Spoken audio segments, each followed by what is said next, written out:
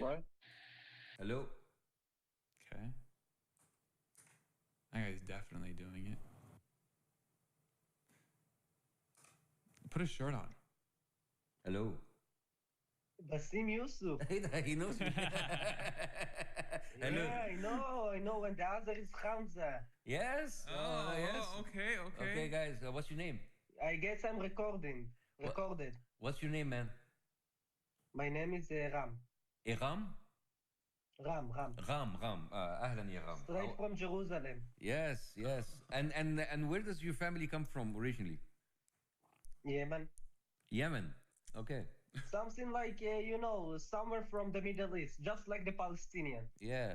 Oh, no, Palestinians are from Palestine. There's it's an interesting. No, they're from Egypt and Jordan and some from Turkey. They're not. Ram. There is a very interesting story that was published by the New York Times.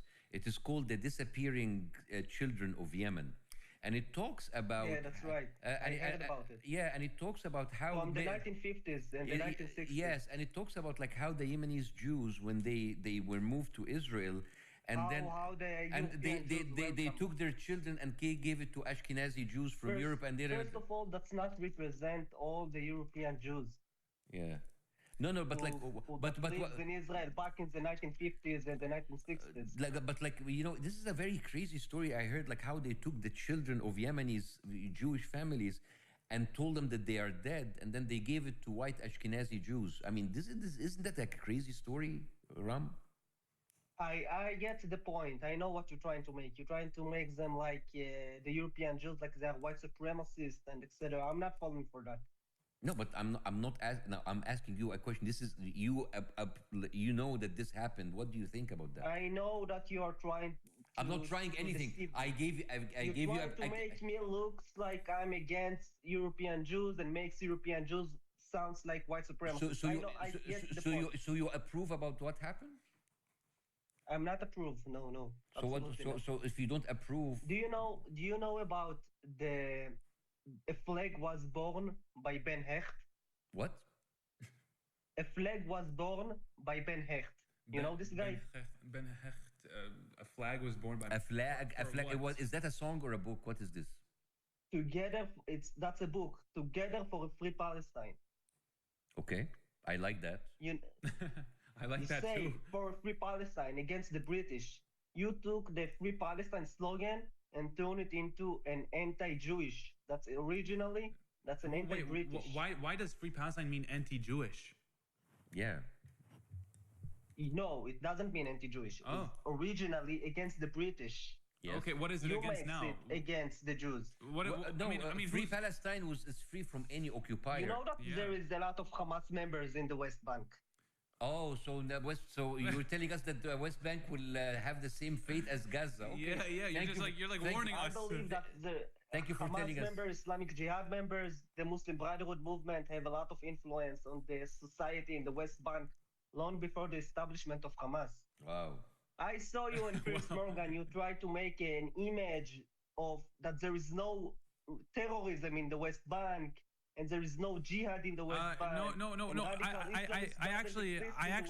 I mean, the person that said it is right here, but I actually just watched it over like 2 days ago. What he said was there's no Hamas in power in the West Bank, which there isn't. Power.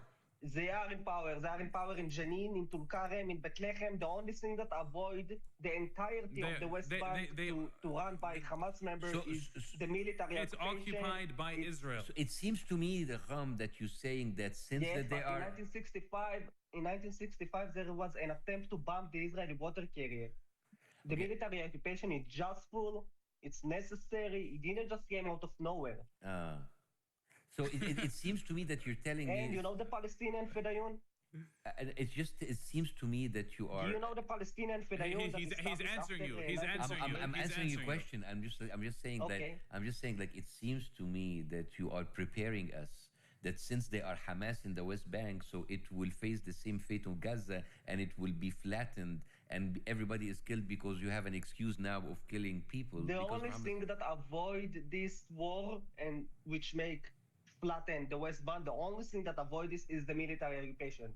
Because if there will be no military occupation, the West Bank becomes a military base of radical Islamists. And we don't want this to happen. Oh, okay. So we do need the okay. military occupation. You know what? This is very helpful. We should continue to segregate the lands and the bathrooms and the buildings. We and, should thank the military occupation. It's very necessary. Honestly, yeah, because we are being protected. Yes, we are being protected by the military occupation. I served in the Israeli military for How was almost your 3 years experience? in the West Bank? Oh, how many people did you kill?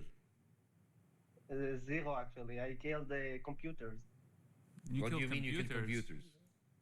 You're I didn't kill computers. I mean, my job was to take care of all the cameras in the West Bank. Oh, the cameras. I don't really know much about surveillance. how to use the gun, how to aim a gun. Are you watching it on the PC you're on now? Is this why you usually? No, I'm not an IDF soldier. I'm not in the military. I used to be. You used to be, and you used to stalk on Palestinians in the West Bank? No, I didn't used to stack. I used to make sure that the cameras are functioning. So you had access to the cameras in the West Bank? What did the camera see? What did the I camera had access see? to all the cameras in the West Bank. So what was the surveillance camera showing? What did you see? I see Arabs throwing rocks at cameras. Yeah. How would you feel if your whole neighborhood was planted with cameras watching every move that you have? How would you feel about that? How would you feel if there was no military occupation before 1967, but you committed terror attack before 1967? Just like I said before. Maybe because our land was still taken.